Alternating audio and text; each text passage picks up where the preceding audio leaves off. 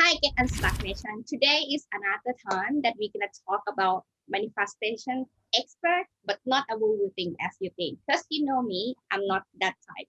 So let me introduce. Sorry, Dan. How can I say your last name? Mangena. Mangena. So let me introduce Dan Mangena right here. Dan is an entrepreneur, um, physio. I'm sorry, I cannot say that word. Philanthrop. Philanthropist. What does that mean? Philanthropist. I do a lot of charity work. Oh, right. Okay, got it. Thank you for Yeah, I work with charities. I'm on the boards of some charities and I do charity work. uh-huh. And he also have like best-selling author and qualified Reality Transurfing practitioner. We're gonna get into that very soon because I really love the word transurfing. Like that's so much fun. And yeah, you're gonna get to know more of him today. And thank you so much for joining Get Unstuck Radio, Dan. Thank you for having me. Really excited to be here. So before we get into your work or your Mhm. genius zone, can you share with me a little bit about how you become an entrepreneur? Do you know the really funny thing? I've only had two jobs in my life. I had a job working in a cinema when I was a teenager. I'd already taught myself to make computers by that time. So I didn't even need the job. It was just something I did for fun one summer. And then when I was building up my last business, I worked in a call center at the same time while I was building up the business. So I've actually been an entrepreneur most of my life. I did the whole car washing service. I did breakfast in bed, the normal things that kid entrepreneurs do. But like I said, I taught myself to make computers when I was 13. So I did that. Um, I've always been an entrepreneur. Mm-hmm. Yeah, because we always solving other people's problem, right? And we get money. Exactly. So yeah, Mm. I know what you mean. So let me ask you, how manifestation changed your life? Hmm. So, do you know the really funny thing is that I was studying the real side, what I like to call the real side of manifestation, since I was about 16 years old. Mm. I think it's only when that book, The Secret, came out and the movie The Secret came out like 2007, everyone starts using this word manifestation.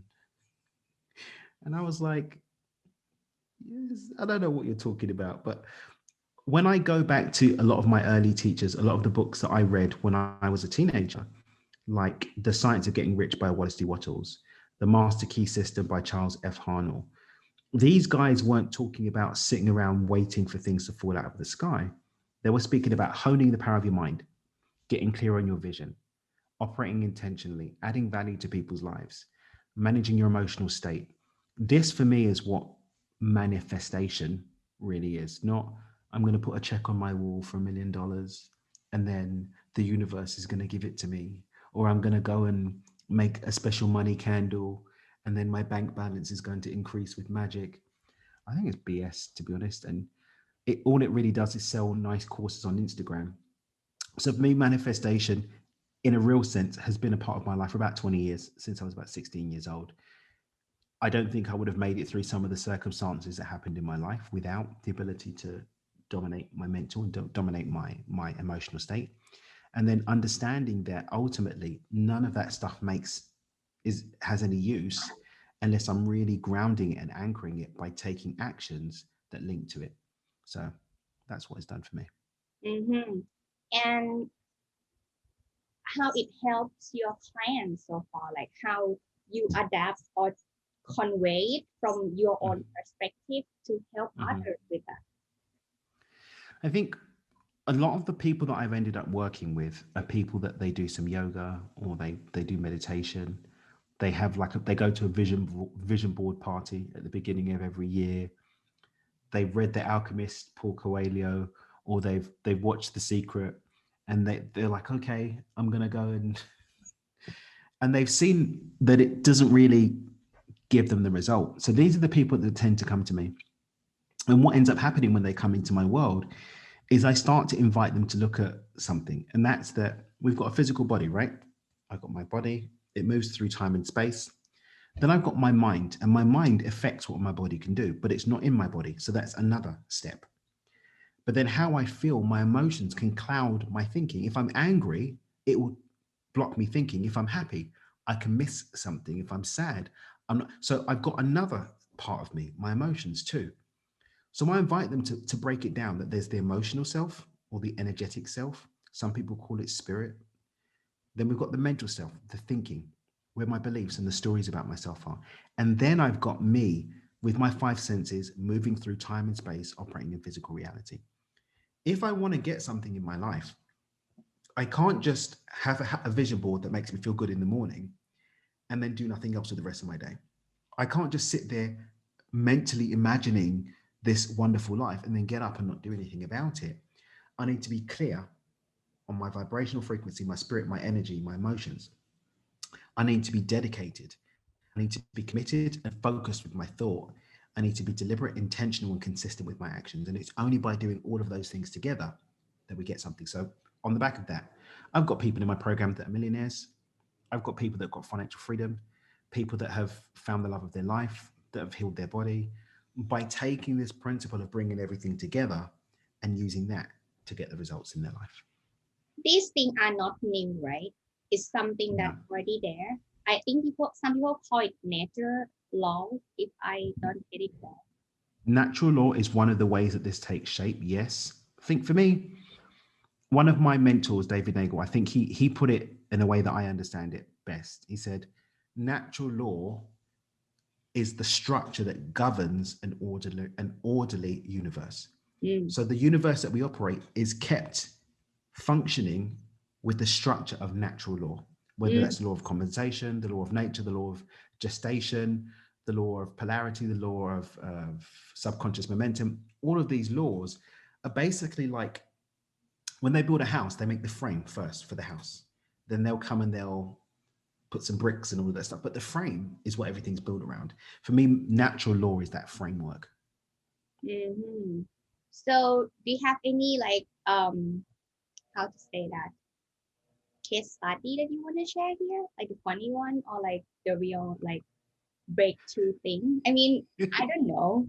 Because I believe you though. And I think somehow it's already in our, let's say, intuition that is like at some certain point when we keep dreaming but not doing anything, you know that you are lying to yourself. And that is the sign of laziness, right? You just want it, but you're not needing it enough to take action and make it happen. I think that is somewhere that many people get stuck at. Like when you have too many creative ideas or focus on too many things, but like, which one should I do first? Or should I really do it? Do I really need it? Decision making is something that I speak a lot, and it took a lot of time during the day today or in our life to make. I believe I'm a strong believer on that. Another thing is about priority. That's always block you from not moving forward. So what is your opinion on that? So my opinion is that the mind is not a failure. In fact, the mind never fails at anything. One of my Danisms, my little sayings, is the mind does not lose and the environment doesn't lie. So everything that's showing up for you in your world is your behavior, your experiences, your results, your circumstances. It's a perfect reflection of what you want at an unconscious level. Now, some people are going to be like, oh my God, I don't want to be sad. I didn't want to have my house robbed. I didn't want to lose my family member. So no. Let's slow down. What shows up outside is a perfect reflection of what's happening inside. And what's happening inside is at an unconscious level what we want. It never loses. It never fails at anything. So when somebody's not taking action, it's that at an unconscious level, they don't want the result. Because for us to move through, like, for us, it doesn't matter how hard you pray about something, how long you've been chanting for it, how long you've been holding a yoga mudra, how long you've been doing your affirmations in the morning. For me to experience something in physical reality, there has to be a movement through physical reality. Like, let's talk about money, for example. All money comes to us from or through other people. Even if you think you're going to win money from the lottery, you still have to buy a lottery ticket from someone in a shop. Someone still uses the lottery machine. Other people lose money and you get money, even if it's the lottery. So that's not magic. It's just a high game of chance. That's all it is. So if I'm saying that I'm not going to do anything in my physical world, but I want something in my physical world, that's the height of stupidity. That's like someone saying, I want to find the love of my life. I've made my vision board. I know exactly what she looks like or he looks like, what abs they've got, how their butt is, the butt of Beyonce, the face of The Rock or whatever, whoever the kids love these days. And all I'm going to do is I'm going to meditate on this picture every day. But then I'm going to stay in my house, watching Netflix, eating Pringles. I'm never going to meet another human. If my phone rings, I'm not going to answer it. I'm sorry, I can't answer the phone. I'm meditating to manifest the love of my life. That's stupid, but that's what people are doing every day. And they're doing it because they don't actually want it at an unconscious level. When we want something at an unconscious level, we act, we move, and reality responds. So it seems like when we are really at the flow state, right? That's another word that like we want to extend the flow state as long as possible so that we can take that kind of action as much as possible and get to the result faster or closing that gap. So, right? Am I correct? Yeah, I mean, a flow state for me is a state where I'm optimally able to show up and have the thinking, the feeling, and take the actions that are going to get results. That's for me. It's a space that I can make something happen. When I'm out of flow, it's not that things can't happen, but there's going to be a disconnect. Like you said, the space and the distance is going to be longer. So it might take me longer to write that email. It might take me longer to go and set up the meeting or to go and create that content. It might feel a bit more constrictive for me to go and have that sales conversation or to go and present my work or to even do a podcast. When I'm in flow, I'm just grooving. It feels good. I'm uplifted. Time starts to move and disappear because I'm just rolling and I'm having fun and I'm doing what I'm doing, and then things happen smoothly with less resistance, more grace, more ease, more flow. So in that case, if they are not wanted it enough at the unconscious level, sorry, subconscious level, not unconscious, subconscious level, are they having a distraction problem or procrastination problem, or what exactly the issue that you would help them to discover? Would they really need this, or is other things more important for them? I would say this. A lot of people spend a lot of time chasing after a life that they don't even really want. I've had so many people come through the doors of my program. They come and say, yeah, I want to be a millionaire. Daniel, teach me to be a millionaire, blah, blah, blah. And then they get in and they realize, I don't even want to be a millionaire. I actually just want to be financially free. And so we just reset the goal. Okay, what does financial freedom look like for you? Let's reset the goal. Someone says, oh my God, I want to find the love of my life. You don't even want to be in a relationship. Or worse still, you're gay, but you've been pretending that you're straight all of this time. Or you're straight and pretending that you're gay, whatever the story. Some people, I want to start a family. You don't even like kids. Do you know what I mean? That makes sense. So let's first and foremost get clear on what it is we actually want. Slow down. Then we can, once we know what we consciously want, we can start to develop the relationship between our conscious and our subconscious mind so that we can get the subconscious mind on board. Because this is what we're doing. It's like a carriage, like with horses, two horses, right? If those horses are running in two different directions, it's going to flip over. We need to get both the horses running together in harmony in the right direction. Procrastination is a sign that you're not running in the right direction. All of these other feelings that you listed, they're demonstrating that I'm not got two horses running in the right direction. What does it look like to bring them in the right direction? Let's look at the programming. Maybe you have some limiting beliefs. Maybe you have some trauma. Maybe it's just pre-programmed experiences from childhood. But once we know what we want, we can see where the resistance is, what's standing in the way, and do the appropriate healing and fixing of those things so we can bring those horses together, let them run all the way to our success. So I think you might get this question a lot as soon, but then there something happened in my life that I couldn't control. Yeah, that's fine. But guess what? Even if we can't control something that happens to us, we have complete dominion and authority over how we respond to it. A lot of the time we're dealing with something I call echoes. When we're looking at the results of choices that we've made in the past, I call those an echo, right? So for example, let's say you made poor financial decisions in the past, but now you've consciously said, I'm going to fix my financial situation. But then a debt collector comes from a debt that you forgot. That doesn't mean that you're not doing the right thing now. But guess what? Choices you made from the past, there's an echo. So we have to respond to that accordingly. In that instance, it might be, hey, do you know what? I'm just getting myself back on my feet. Can I work out a payment plan? I'm now in integrity and authority, and I'm operating sensibly with my and responsibly with my money. Now I'm going to start getting more results that are from that way of being, because what we get is a result of who we are. Let's look at someone, for example, who they've got into a relationship. They used to be a bit of a bad person. Then they find out 15 years later that they had a kid that they didn't know about.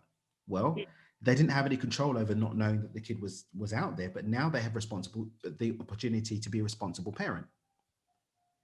They're operating differently now. Those echoes from the past can come, but we can still deal with them from a new, empowered, better place today.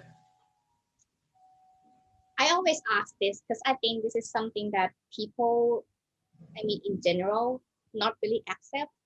Do you think why it's so hard for people to accept the present and who they really are, or self-awareness on the other hand? Most people don't even have enough present awareness to even know who they are. They're caught up in the anxiety or expectation about who other people have told them they have to be in the future, or they're caught up in the trauma about who they've been or what they've done in the past, or they're so busy thinking about what other people are doing or what they think that other people are thinking about them, they're not present enough to even know what's going on within themselves. I think that's more the challenge. And what would you advise them to slow down? I think you say that very often, slow down. Mm-hmm. Like, I understand that I used to be a person who, I think the doctor told me that my brain didn't stop. Like, Mm-hmm. I was able to think all the time continuously, and even when I'm asleep and wake up, I can carry on thinking, that's kind of funny. Yeah. So I understand when you say slow down, because like meditation Mm-hmm. have helped to Mm-hmm. at least be with myself more.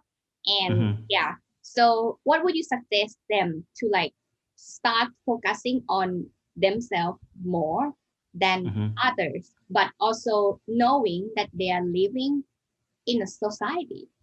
Mm-hmm. Well, the first thing I would remind them is that people probably aren't thinking about you as much as you think they are. Everyone's got their own stuff going on. There's a meme that I saw once where this guy is looking up at heaven and he's saying, God, save me from all of my haters. And then the other half is God saying, dude, nobody's thinking about you. We've got these almost narcissistic, ego-driven ideas that people care about us more than they do. Even the people that do look like they care about you, it's because they're running away from dealing with themselves. And actually the way that they're dealing with you is the way that they feel about themselves. People that run around being hateful, they don't like themselves, and that's why they take the hate out on other people. So letting go of putting more credibility on what other people say than what we have to say about ourselves. Loving ourselves enough to put ourselves first. Because at the end of the day, I think that's where a lot of the magic is. So it's not that I'm pretending that this person's not a nasty person or that this person's not a lovely person. I'm saying it's more important that I'm grounded and focused here on myself. And I can use that as information rather than it being something that holds me captive. It's just information, feedback. Oh, how cool. That's showing up. Okay, that's a clue. Oh, okay, that's a clue. No, oh my God, I'm going to now have my identity based on what this person said to me or what this person wrote on Facebook or blah, blah, blah. Screw them. Put yourself first, love yourself first, and slow down. It's so hard to believe in yourself. I hear this a lot in therapy session, or like from my therapist even. Mhm. Is why it's so hard to be believing in yourself or to feel that Mhm. you are enough. Why it's so hard? We weren't taught to do that. Mm. when were we taught to believe in ourselves? Who told us to value our opinion about ourselves? I don't remember getting that class at school. Well, my parents do say like, I believe in you or something when I was younger, like before the exam. But guess what? Your parents said they believe in you in the morning, and then you spent the rest of the day in a world that wasn't repeating that message. You're right. You're right. If we look at the way that the world works, I mean, now with the pandemic, it's been different because people have been spending more time at home. But I've got a newborn. My son's 3 months old, right? And so now he's spending all of his time with us. But like my stepdaughter, she goes to school for half of the day. I don't know what input she's getting there, what environment she's in mentally and emotionally, what the other kids are saying and doing. Are they uplifting her spirit or are they putting her down? And that's her journey. I don't know that. And it's just like yours. Your parents sent you off saying they believe in you, but did the world sing the same song or did they give you a different tune? That's true. Yeah, there were some point in my teenage that I'm kind of naughty because of the surrounded people that I socialize with. Yeah, I agree. My parents told me that as well. Like I actually already forgot who I was when I was younger, but they just remind me that. Do you remember when you were younger? You used to be like that, but look at you now. Like they're trying to make me feel better from like the failure or something. Like when we speak, So that's really makes sense. So times change, people do change regarding to experience, surrounding things, and also the world situation, and of course, uncontrollable factors, right? Yeah, we can't control everything, but we don't have to control everything. What we have control over, or what we have creative power over, is ourselves. But when we give that power away by being so caught up in what's happening outside, then we don't have the opportunity to exercise that power, which is where the slowing down comes. Because I can slow down, I can ask, what am I feeling? What am I thinking? And then from there, what am I doing? And is what I'm doing. This episode is sponsored by Mutita Clothing, like what I'm wearing right here. So if you are a petty sized lady who are looking for high quality apparels as well as a neat cutting and premium pattern, check it out at mutitaclothing.com so that you can be simply elegant by no time. Let's get back to the episode. Where were we? Sorry, I apologize. No, I think I got the point. Yeah. There anyway. Yeah, it's what am I thinking? What am I doing? And is that leading to what I want? Or do I need to change what I'm thinking, what I'm feeling, what I'm doing to lead to what I want? But I need to have slowed down in order to be able to achieve that and access that. So how would you suggest people to slow down? Seems like that is the core thing. Here's a little cool thing. Well, it's going to depend on you. One of the things that I remind people is that no two people are the same. One person can go and sit down with a crystal bowl and meditate. Some people need to go and have a run in the mountains. Some people need to go for a swim. Some people need to go and listen to some music. Some people need to play an instrument. It's knowing yourself enough to know what works. Experiment, play, have fun with learning what works for you. And when you know what works for you, then do it on a consistent basis. What worked for you to slow down? Me? Meditation, breath work, doing heart coherence exercise. I've actually got a free resource for heart coherence on my website that people can use as well. What is that? Can you say that Heart coherence. It's a way of really connecting with your heart and slowing down. I've got a tool for that on my website. It's about 3 minutes long, 4 minutes long. It's really powerful. When I'm playing instrument, when I'm playing with the baby, playing with my son, that helps me to slow down. But yeah, looking at the stars. I love looking at stars. That helps me to slow down. Putting my feet in the sand at the beach, again, helps me to slow down. Yeah, so do I. Playing with my dog or like being next to water. Yeah, taking a shower or something. Anything related to water, like gets me more peacefulness somehow and anxiety. Yeah, I prefer that. It's beautiful. Yeah, that's cool. So, we haven't touched on this thing, transurfing. What is that really? So transurfing is a modality that was created by a Russian guy called Vadim Zeland, and it's a way of looking at reality. it's a way of creating your reality. It's a way of having more control over your life. So it's really cool. It's very practical. There is a lot of woo-woo in there, but it's very grounded and more scientific. It pulls on, I think my experience of it is that it pulls on a lot of different ideas from across the ages, but it's one of the most comprehensive models I've found in terms of creating your own reality. So I went and got certified. So I believe you have done a lot of research on that, right? Like to make decision to yourself, like this is what works for you and also for your clients moving forward. So, and I always say that everyone who become an expert is like doing another master degree or even PhD somehow. So I'm not kidding though. Like we do read, we do research, we do experiment. Like if you say that this is not rocket science, I would say it's my rocket science to be what I'm today. So for yourself, like what do you think? Here's something that I say. When I see people successful, I see their dedication, like they are really unstoppable. And when I see like my friends who are able to make it in some certain way that polarizing with another thing that they want to do, and I see the comparison from third person perspective, and when I told them that, hey, if you focus on things like you're doing the A thing, your B will be success just like that because you really dedicated on that. What would you suggest people to just go all in and really focus on that and make it happen? I don't think it's going to be the same for everybody. Again, different people are going to have different strengths or different areas where they have not strengths, weaknesses, if you will. So I would say building a relationship with yourself and with how you best show up. So understanding how you best have more say in how you're feeling, learning how you think and the things that support positive thoughts. And then also just curating your environment so that it supports you. The people, places, and things in your world, are they supporting you going on this journey? If you can go all in with understanding how your personal emotional balance is, and how you can increase your positive input so that your mental narrative is positive, and at the same time cut out everything that doesn't support that from your environment, I think you'll win, no matter what you go and do. Awesome.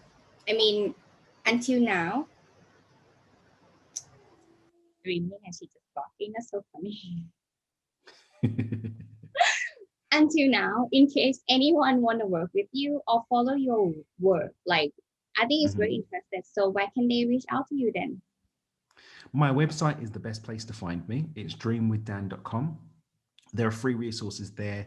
There's also a free video series, free video they can watch at dreamwithdan.com/HMM. That just talks a bit more about how my work specifically around financial abundance is. And that's a really cool video. I'm on social media. I'm on Clubhouse, Instagram, Twitter, Facebook, but all of the links for everything are on my website. Cool. So everyone, the link will be in the description below. Check it out. And yeah, I mean, what you're waiting for? Just get manifested and make it happen, right? Thank you so much for joining Get Unstuck Radio today. Thank you for having me. Really appreciate it. Hey, thank you for watching this episode. If you enjoyed the show, you can subscribe here or here. And this is the previous episode. Check it out. See you next time.